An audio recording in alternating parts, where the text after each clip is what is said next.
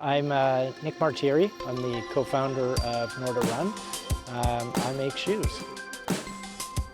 You all know 001, 002, 003. We skipped the 004. The 5 was just too fast. Our goal was to make the lightest, fastest, most stable trail shoe ever made, and we call this the race days shoe. Plural. There's a big thing in the industry right now. A lot of the big brands are making their incredible super shoes. They're $500. They're one-time use shoes. And, my partner at Norda, head designer, his name is Louis, and he and I are just committed to making the finest. And the thing is, we have the technologies today to make shoes and make the super shoes that last multiple races. So to be honest, I get a little bit aggravated at the fact that these big companies who have the means are just not doing that. They're making shoes in 3D printers, and it's okay to just use it for one-time use. So, and that really goes against our philosophy here at Norda. So the 005 is a shoe that's really meant for race days. It's not me that's saying it; it's the community that has said and has seen that our 001s and 2s last well over 1,000 kilometers and perform to that level. And yeah, so this is our next iteration. It's very hard to describe it.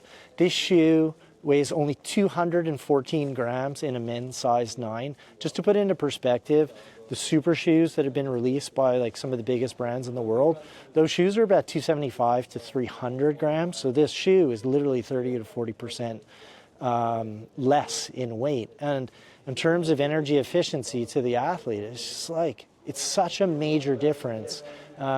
It's funny because the audience is like, oh, it just looks like another shoe, but it's really until you actually hold it in hand and you realize that this thing is feather light, that it truly will be a game changer. The brief story of Norda is that my wife, partner, co-founder of Norda, she and I, running is our thing, and so we would always go running, and we knew that better technologies existed, and literally at the end of every run, she would say to me, Nick, come on, let's start some running shoes. And I'd be like, Willa, every brand that's in running is at least $1 billion brand. So what are we thinking? Anyway, I guess that idea kept, festering away and digging away. And we finally got to this moment where we were at this point in our lives where we had done all this apprenticing. We had worked for a lot of big brands in fashion and sport, and the moment just hit, right? And so I guess the moment for me was, what was our technology going to be? And I guess with sport, it had to be about the lightest, fastest, strongest. I guess the Olympics motto is Citius, Altius, Fortius. And so that was a big inspiration for me. And so I started digging and trying to turn over every rock, and I discovered Dyneema, which was the lightest, strongest fiber on earth, and had found graphene and these incredible substances that had existed.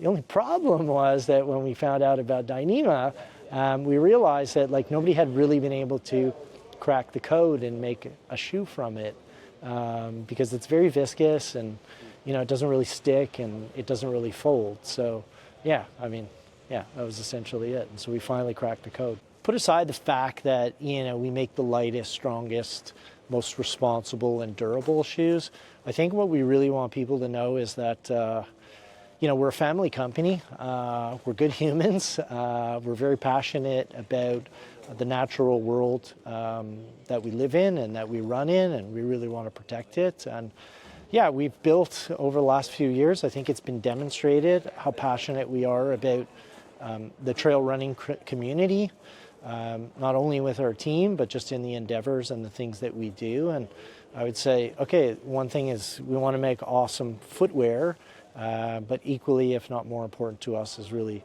building and fostering a pretty amazing global trail community. I started making shoes pretty much straight out of university. My first job was working for Nike Town out of Toronto, if you can believe it.